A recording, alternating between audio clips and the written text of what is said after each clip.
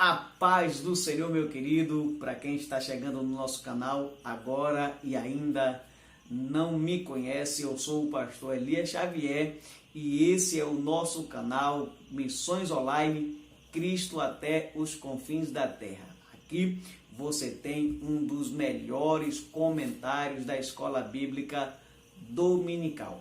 Portanto, você, professor, aluno, amante, assíduo no trabalho da Escola Bíblica Dominical, não pode deixar de assistir esse vídeo até o final e depois dar o seu like, compartilhar em todas as suas redes sociais e vamos juntos nessa corrente do bem pela propagação do Evangelho de nosso Senhor e Salvador Jesus Cristo. Olha, compartilhe no Facebook, no Instagram, no Messenger, no WhatsApp, aonde você puder compartilhar e com quem você puder compartilhar, compartilhe e abençoe a vida do seu contato, abençoe a vida dos seus amigos, dos seus irmãos em Cristo.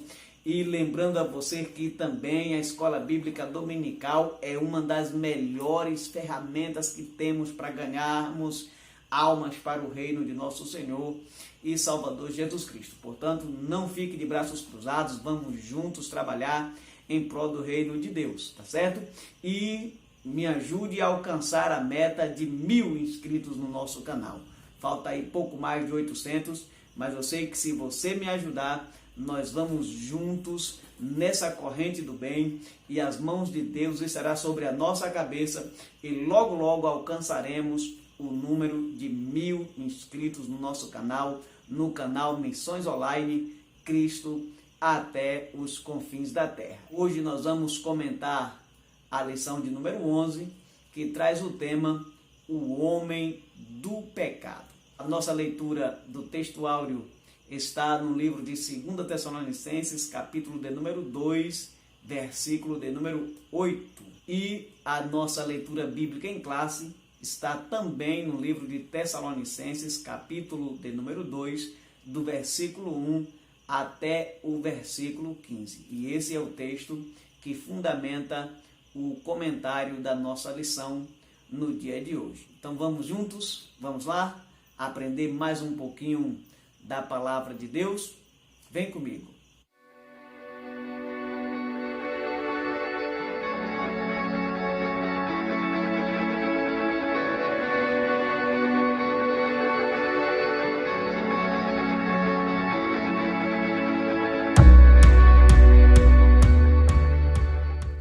E a lição de hoje é de cunho escatológico, porque ela trata do aparecimento do anticristo, o homem da perdição, o filho do pecado, o iníquo, a besta que se levantará para governar este mundo, assim que a igreja for arrebatada desta terra.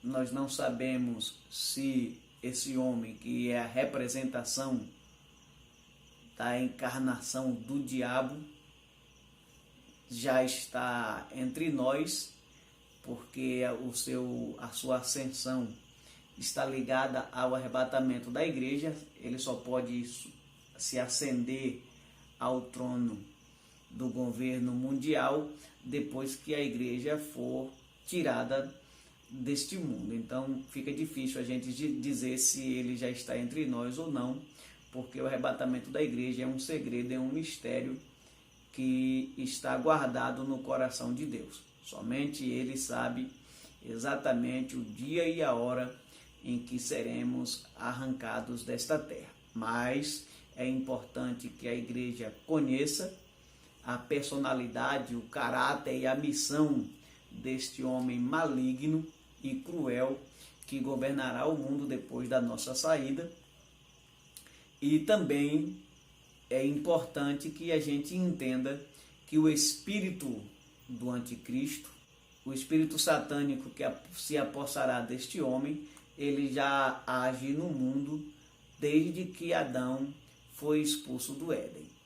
A gente vai ver isso na nossa lição e a gente vai compreender que tem sido de fato uma luta espiritual, uma guerra espiritual entre o bem e o mal, É claro que o diabo não é páreo para Deus, mas por causa da justiça divina que determinou um tempo certo para o julgamento do diabo e seus anjos e também dos seus adeptos, ele vem atormentando muitas vidas, ele vem atormentando as pessoas desde quando Adão foi expulso do Éden. A gente vai ver que muitos homens na história poderiam facilmente serem usados pelo diabo para ser essa figura dessa pessoa do anticristo, o que governará o mundo.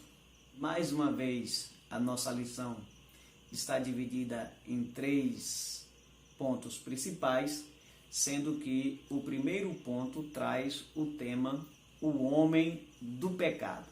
E aqui nós temos os seguintes subpontos que estaremos tratando um a um a partir de agora. O primeiro subponto desse primeiro tópico é a origem do homem do pecado.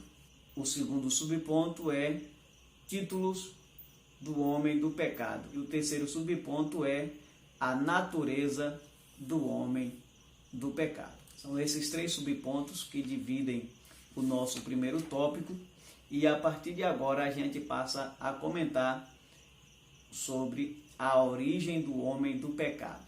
Como nós já falamos na introdução da nossa lição, desde que Adão saiu, foi expulso do Éden, desde que Adão caiu da presença de Deus, muitos homens foram usados por Satanás, muitos homens deram lugar ao diabo e prefiguraram a pessoa do anticristo. Por quê? Porque se opuseram aos propósitos divinos. O pastor Cláudio Honor de Andrade cita Caim, Lameque, Hitler, Stanley, Nero, mas também poderíamos citar outras figuras que foram tão terríveis quanto, como por exemplo, nós falamos numa lição passada sobre o Nirode, que foi o homem que implantou a idolatria no coração da humanidade e quis tomar o lugar de Deus, quis assumir a posição de Deus e foi a primeira pessoa, o primeiro ídolo a ser adorado. Aqui também poderíamos citar o Antíoco Epifânio, que entrou em Jerusalém no ano de 168 a.C. e colocou uma estátua de Zeus no centro do templo em Jerusalém e sacrificou um porco no altar de Deus, profanando assim o altar de Deus, perseguiu os judeus, perseguiu os cristãos e dentre muitos outros, no decorrer da história, se fizeram essa figura ou prefiguraram a pessoa do anticristo. Eu vejo em tudo isso como que se o diabo estivesse ensaiando. A gente não sabe quando o anticristo vai surgir de fato, como eu já falei, o surgimento, o aparecimento dele, a ascensão do anticristo ao trono está ligada ao arrebatamento da igreja.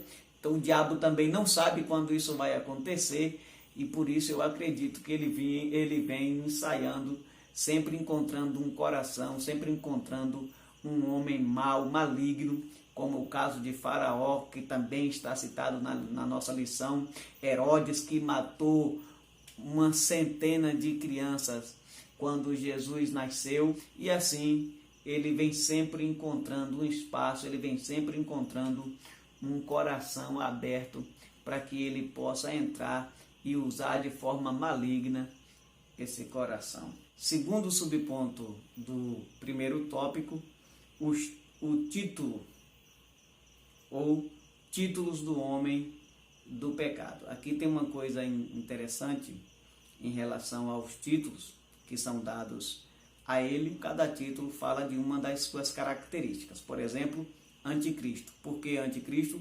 Porque ele se opõe a Cristo. Ele quer tomar o lugar de Cristo. No livro do Apocalipse, ele é apresentado como a besta que subiu da terra. Por que besta? Por causa da sua natureza animalesca. Segundo alguns estudiosos, o que Hitler fez com os judeus na época da Segunda Guerra Mundial era fichinha, era brincadeira de criança. O que Tito também fez nos anos 70 depois de Cristo, quando sitiou Jerusalém, que só parou de crucificar judeus quando acabaram as madeiras, as árvores que estavam próximo a Jerusalém. O tormento foi tão grande ali para aquela comunidade, para aquele povo, para os judeus que estavam sitiados, que estavam cercados em Jerusalém, que Flávio Joséfo conta a história de uma mulher chamada Maria, que matou o próprio filho, cozinhou, comeu e ainda dividiu, repartiu a criança com uns vândalos que estavam destruindo, roubando a cidade, porque ninguém tinha comida, ninguém tinha suprimento para sobreviver. Então, e uma outra coisa que Tito fazia, que era terrível, era pegar as mulheres grávidas, partir a barriga, tirar a criança de dentro, colocar um gato vivo dentro da barriga das mulheres grávidas e costurava novamente. Então, o que Tito, o que Hitler, Stalin e outros homens fizeram de maldade contra os judeus, o que esse indivíduo do anticristo, essa besta que subiu da terra, vai fazer é muito pior, porque diante dele, todos esses nomes aqui, essas maldades que nós citamos, são fichinhas, são brincadeiras de criança. Então, é importante a gente entender que cada título está ligado a uma característica da personalidade desse indivíduo. O terceiro subponto do primeiro tópico traz o tema a natureza do homem do pecado. Como será esse indivíduo? Primeiro, é preciso a gente falar que o dragão, o diabo, vai dar o seu poder a esse indivíduo. Então ele vai receber o poder do Satanás para fazer sinais e prodígios na terra. Ele vai fazer até descer fogo dos céus. Vai realizar muitos falsos milagres. E aqui eu me lembro quando Paulo disse para a igreja de Tessalonicenses que isso vai acontecer, ele vai ter esse poder e Deus vai permitir que ele faça esses falsos sinais de milagres exatamente para que o homem creia na mentira. Por que que Deus faz isso com os homens? Porque os homens, nesse momento que nós estamos agora, os homens estão rejeitando o amor de Deus. Então, como eles rejeitaram o amor de Deus, estão rejeitando a graça de Deus, Deus permitirá que o mal opere sinais e maravilhas para que eles creiam na mentira e sigam o mal. Quando o anticristo vier, ele vai ser acolhido, ele vai ser abraçado pela humanidade exatamente por causa dessa sua natureza de aparência divina. Ele vai ser adorado como Deus, ele vai ser recebido como Deus. A Bíblia diz que ele vai abrir a boca e vai começar a blasfemar contra Deus e vai começar a proferir palavras de ofensas contra o Todo-Poderoso, e os homens admirados vão dizer: quem é como a besta? Quem é que pode lutar contra ele? Exatamente porque ele virá recebendo todo o poder do Satanás. Aqui tem uma coisa interessante, porque a Bíblia nos revela que Deus coexiste na pessoa do Pai, do Filho e do Espírito Santo. Isso é fato, é uma doutrina inegável, está presente desde o Gênesis até o Apocalipse, e o anticristo, o diabo, ele também simulará uma espécie de triunidade do mal. O diabo, que vai pegar o seu poder e vai dar para esse indivíduo, para esse homem, para a besta que subiu da terra, que é o anticristo, e também o falso profeta, que será um líder religioso, que também operará sinais e maravilhas e induzirá as nações a obedecer e a servir e a adorar o anticristo. Então, assim como Deus coexiste na pessoa do Pai, do Filho e do Espírito Santo, o diabo tentará montar aí uma espécie fajuta de trindade, que é o diabo, o anticristo e o falso profeta. Segundo ponto da nossa lição, nós temos a missão do homem do pecado, que nesse caso se divide em 4 partes, essa missão, que é opor-se a Deus, segundo, opor-se a Israel, terceiro, opor-se a Jesus e quarto, opor-se à igreja. Então essa é a missão desse homem, desse indivíduo, dividido nessas 4 partes, nessas 4 fases. Opor-se a Deus. Como bem pontua o nosso escritor, é claro que o diabo sabe que jamais ele vencerá essa batalha. Aliás, quando o apóstolo João, no livro do Apocalipse, fala sobre ele, João escreve dizendo as seguintes palavras: ai, ai dos que habitam na terra, porque o diabo desceu até vós e tem grande ira, sabendo que o seu tempo está próximo. Ou seja, o diabo, ele sabe que essa é uma guerra, é uma batalha que para ele já está perdida. No Evangelho segundo escreveu Mateus, nós encontramos as palavras de Jesus Cristo que dizendo: apartai-vos de mim, malditos, para o fogo eterno preparado para o diabo e os seus anjos. Então o inimigo, o diabo, ele já sabe que essa é uma guerra que ele não vai vencer de forma alguma. Ele sabe que o seu destino final será o lago que arde com fogo e enxofre. E aqui tem uma coisa interessante. As pessoas pensam que o inferno é o lugar do diabo reinar. O inferno é o lugar onde está o trono de Satanás. Nunca foi e nunca será. O inferno é um lugar de tormento, não só para as almas que derem lugar ao diabo trabalhar em suas vidas, mas também para o próprio diabo e os seus demônios. O inferno não é o lugar onde o diabo está entronizado, reinando, muito pelo contrário. O inferno é uma prisão que Deus preparou. E conforme o texto que nós citamos aqui do Evangelho segundo Mateus, o inferno não foi preparado para o homem, mas foi preparado para o diabo. Então, o inferno nunca foi o lugar do trono de Satanás. O inferno nunca foi o reino do diabo. O inferno toda a vida foi e sempre será a prisão onde o diabo e seus demônios serão aprisionados.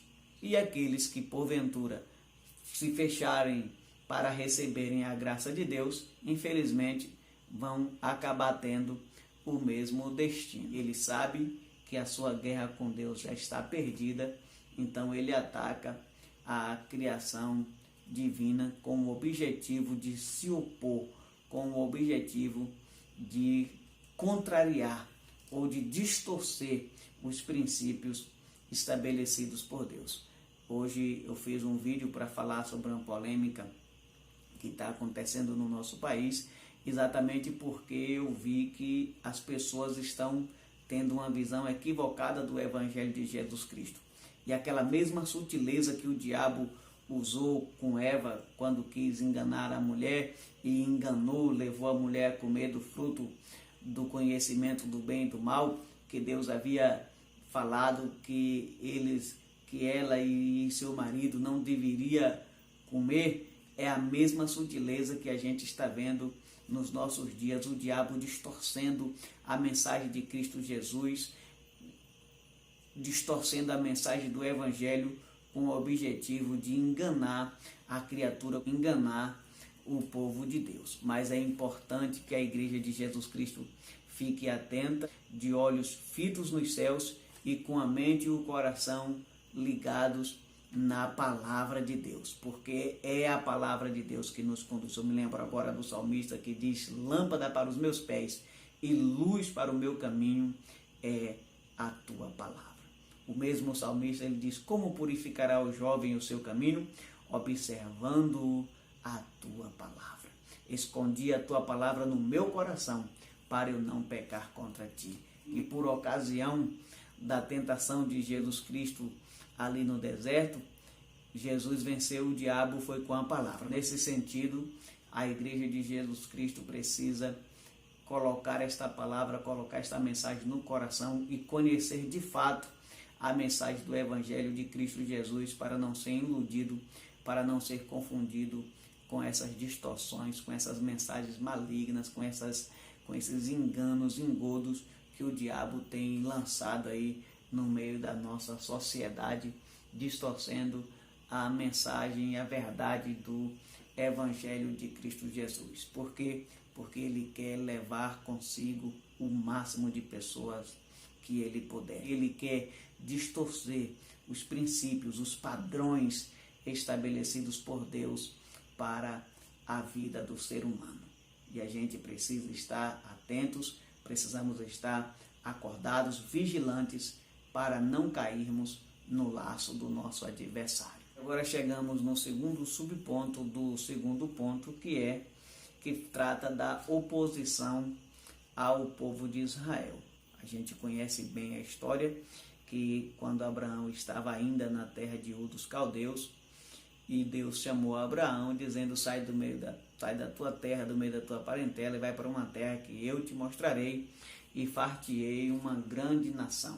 Abençoarei os que te abençoarem, e amaldiçoarei os que te amaldiçoarem. E em ti serão benditas todas as nações da terra.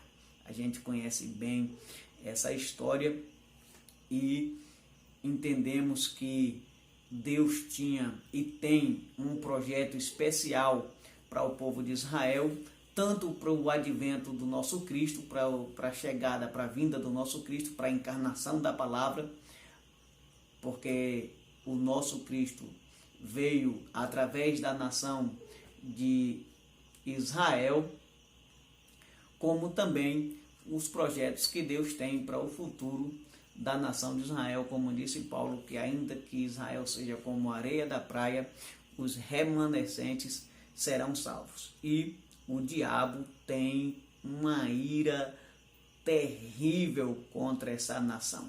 Não é à toa que muitos homens foram usados pelo diabo para perseguir a nação, para perseguir o povo de Israel, para perseguir o povo de Deus. A gente vê Faraó no Egito, já falamos de Tito, filho do imperador Domiciano. Aliás, foi o Domiciano que começou o cerco em Jerusalém nos anos 70 depois de Cristo, mas Domiciano foi para Roma para assumir o império e deixou o seu filho, o general Tito, em seu lugar, e Tito fez miséria com o povo de Israel. Como eu já falei, Tito crucificou o judeu até o momento que encontrou madeira para fazer cruz. Depois a gente vê Hitler, que matou 6 milhões de judeus. 10% das pessoas que morreram na Segunda Guerra Mundial foram judeus. Naquela guerra morreram 60 milhões de pessoas, e desses 60 milhões, 6 milhões foram de judeus que foram mortos nas câmaras de gás e torturados nos campos de concentração, que hoje a gente, olhando as fotos, os documentários que existem contando aquela história daquela época, não há coração que não se entristeça e não há olhos que não lacrimejem quando a gente vê o sofrimento do povo de Israel, do povo de Deus. E na nossa atualidade, a gente vê que Israel tem muitos inimigos ali no Oriente Médio. Hoje eu tenho uma grande alegria no meu coração, porque o Brasil vinha tomando posições contrárias ao povo de Israel. Inclusive, governos passados chegaram até a financiar grupos terroristas como o Hamas com dinheiro da nossa nação, votando contra Israel na ONU, enfim. Mas hoje, graças a Deus, o Brasil tem se alinhado à nação de Israel e eu acredito que essa aliança vai ser boa para o Brasil, vai ser boa para Israel, e por isso eu fico muito feliz de ver que o nosso país está mudando de posição em relação à nossa diplomacia com o povo de Israel, que é tão sofrido, tão perseguido quanto a Igreja de Cristo Jesus. No livro de Daniel, a gente encontra uma mensagem profética que diz que esse homem, o anticristo, ele vai firmar um acordo com o povo de Israel. Na verdade, vai firmar um acordo com as nações do mundo. E dentre essas nações está a nação mais importante nesse sentido, que é a nação de Israel. Porém, quando Israel entender quais são os objetivos dessa figura, quais são os objetivos desse indivíduo, então Israel romperá o seu relacionamento com o anticristo e aí passará a ser perseguido, passará a ser atacado. Ele vai reunir as nações da terra para guerrear contra Israel, porque o diabo tem uma fúria muito grande daquele povo por ter sido o povo escolhido, o povo que Deus elegeu para os seus propósitos em relação à salvação da humanidade. Terceiro subponto do segundo ponto, fala sobre a oposição a Cristo Jesus. Como nós já sabemos, um dos títulos do homem da perdição, do homem do pecado, é anticristo, exatamente pelo fato de ele se opor a Cristo Jesus. E nem tão somente ele se opõe a Jesus, como também ele quer tomar o lugar de Cristo. Aliás, quando ele se apresentar a Israel, como nós falamos que ele vai firmar uma aliança com as nações, Israel será levado a firmar esse acordo com ele, exatamente por entender que ele é o Cristo. Como é sabido de todos nós, Israel não aceitou Jesus como o Cristo, como o enviado de Deus. Então, para eles, Jesus ainda virá e eles ainda estão aguardando a chegada do Cristo, e eles serão iludidos pelo diabo a fazerem essa aliança com esse indivíduo, porque eles pensarão, eles entenderão que estarão fazendo uma aliança com o Cristo, que será o enviado de Deus. Quando eles perceberem que esse homem de Cristo não tem nada, mas que na verdade é um filho do diabo, é alguém que emprestou a mente e o coração para que o próprio Satanás se apodere, então eles vão se afastar, eles vão romper com essa aliança, vão quebrar esse pacto, serão brutalmente perseguidos pelo anticristo. Uma outra coisa que é interessante a gente entender sobre essa oposição que ele faz a Cristo, mesmo que ele não tenha ainda surgido, mesmo que ele não tenha ainda aparecido na terra, mas como nós já falamos, o seu espírito já está aí de muito tempo, desde que Adão caiu lá no Éden, que ele vem dominando muitas mentes e muitos corações. O apóstolo João fala muito sobre ele, que ele já está atuando, distorcendo as mensagens de Cristo, distorcendo a figura, a pessoa de Cristo Jesus. Eu falei há pouco que nós estamos vendo inúmeras distorções, tanto da mensagem como da figura de Cristo Jesus. Há pouco tivemos o carnaval, onde Jesus Cristo foi apresentado como mulher, como gay, como mendigo, enfim, uma distorção total sobre a figura da pessoa de Cristo Jesus. E o que é isso? Isso é, na verdade, o anticristo atacando a figura, atacando a pessoa de Jesus. Não é porque ele ainda não se manifestou que o seu Espírito não está agindo na terra. Muito pelo contrário, ele está agindo e atacando tanto a figura de Cristo Jesus, como também a sua mensagem.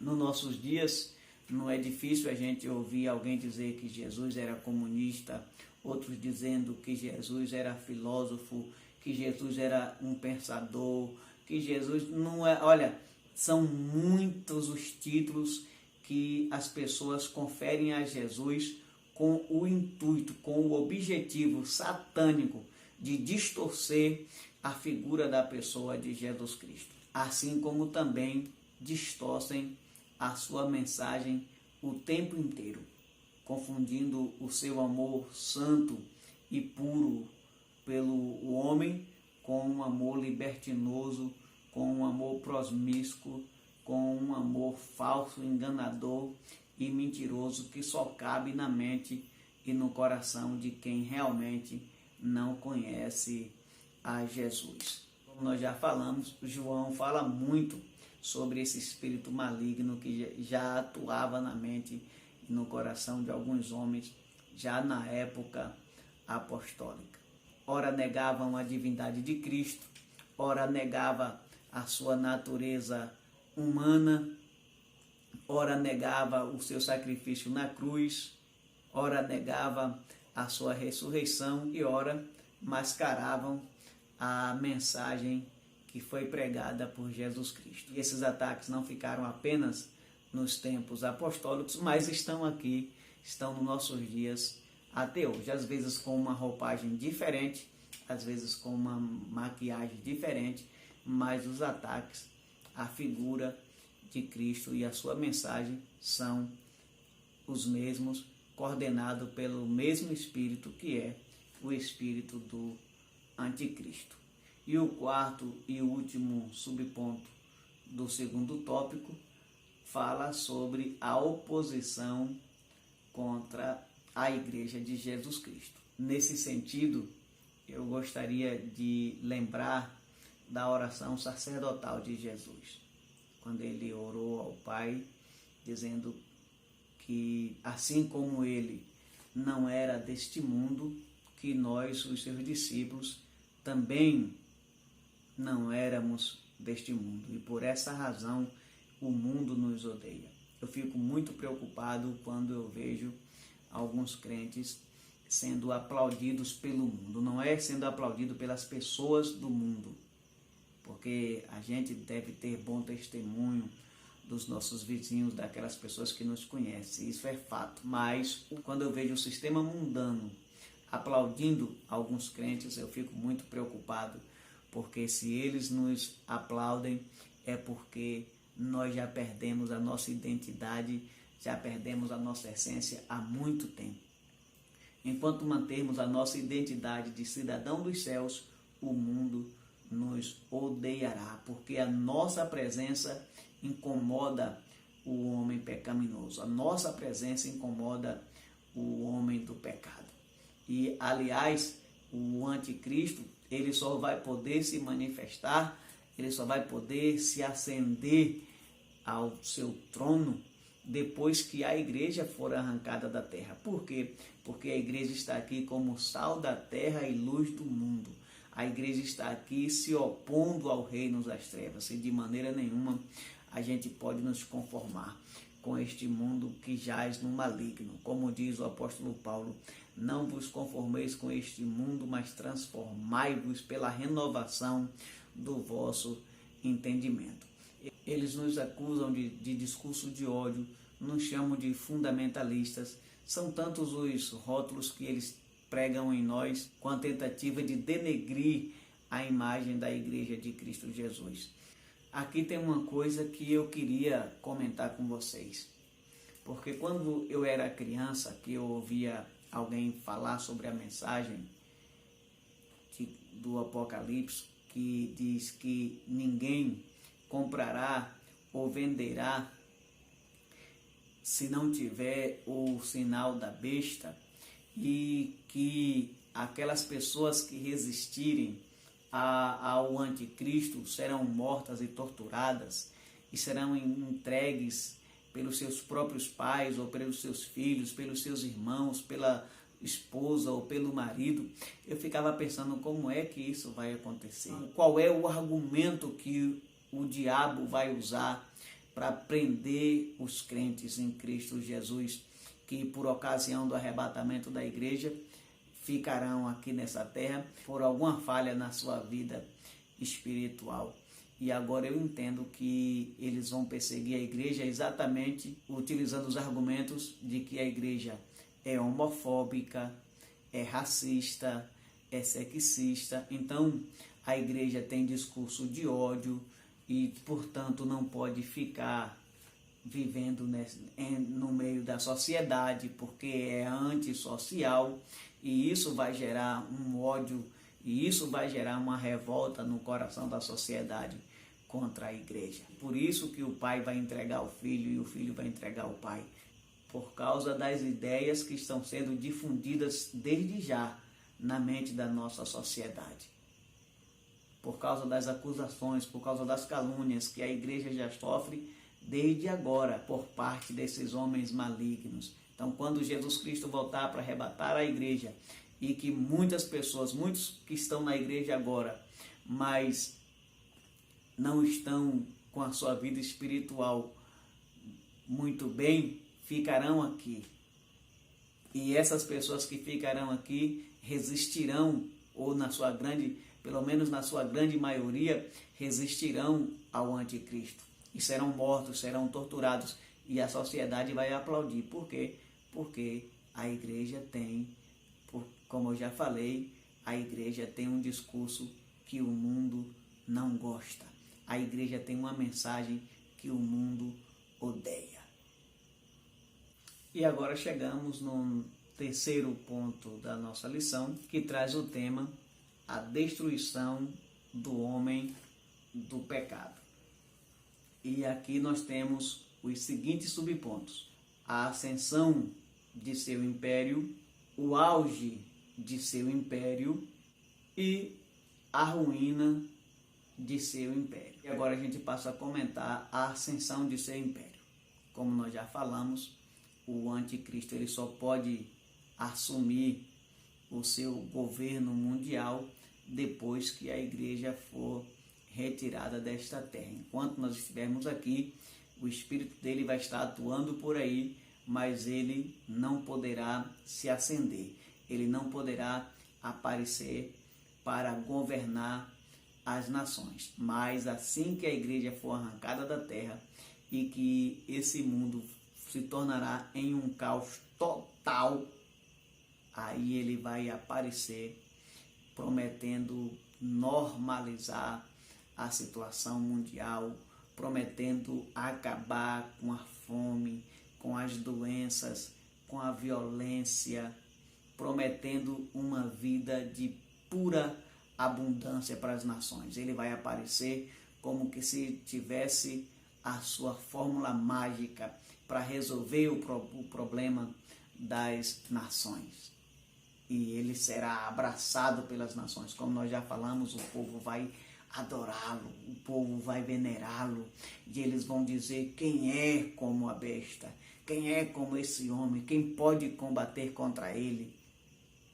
E eles vão segui-lo para onde ele os guiar. E isso vai acontecer, como nós já falamos, porque ele virá trazendo o poder do próprio Satanás, o diabo, o dragão vai dar o seu poder para ele, para que ele possa fazer milagres, e também ele vai fazer uma união entre o poder político e o poder religioso. Ele representará o poder político e o falso profeta representará o poder religioso.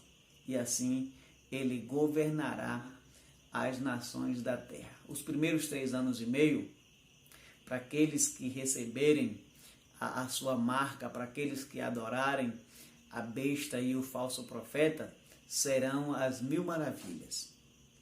Mas para aqueles que resistirem, haverá muita perseguição, como nós já falamos. O segundo subponto do terceiro ponto traz o tema que agora a gente passa a comentar também, o auge de seu império.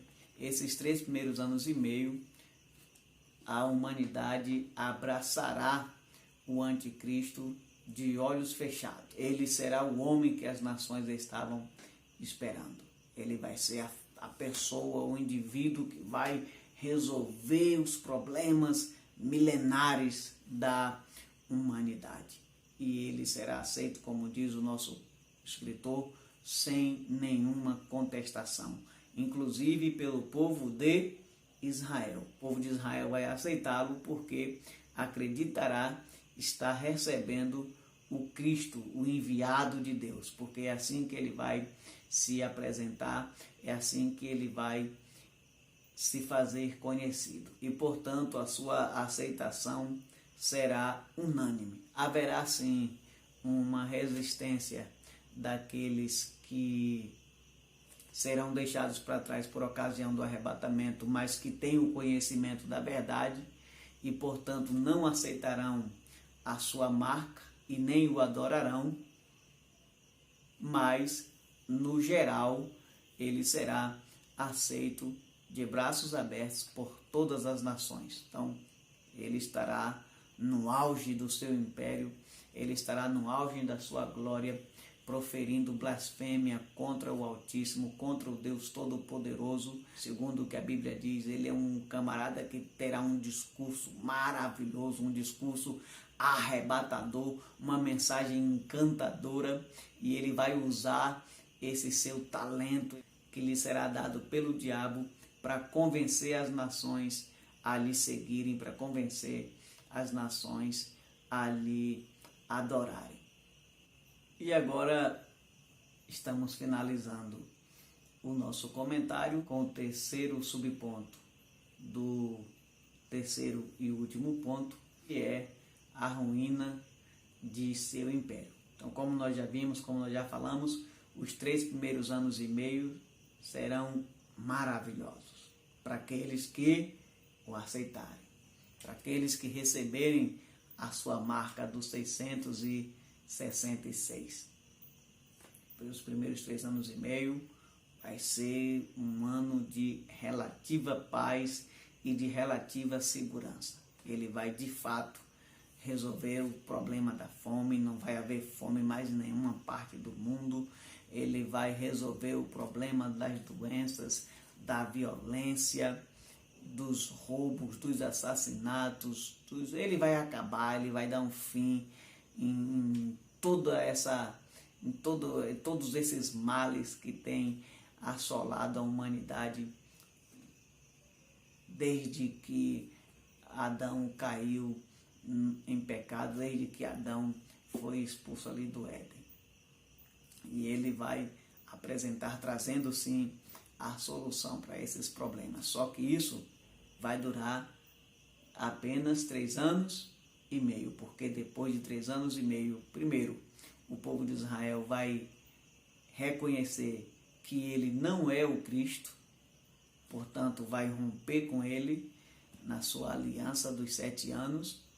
Segundo, o próprio Deus agora vai começar a guerrear contra o diabo, o anticristo e o falso profeta. E por fim, o diabo vai reunir as nações da terra, vai convencer os governantes, os líderes políticos da terra a juntarem no Armagedon para destruir, para exterminar com Israel de uma vez por toda.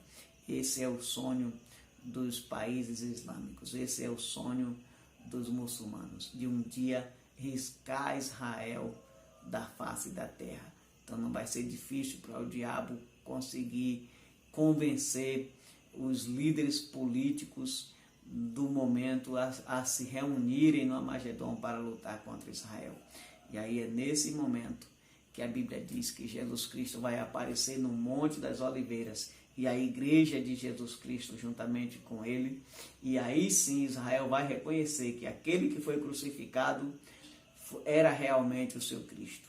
E ali Israel vai receber a proteção de Jesus, e Jesus vai destruir o exército das nações que estarão reunidos no Armagedon para exterminar Israel. A Bíblia diz que os olhos dos soldados ali vão apodrecer na caixa.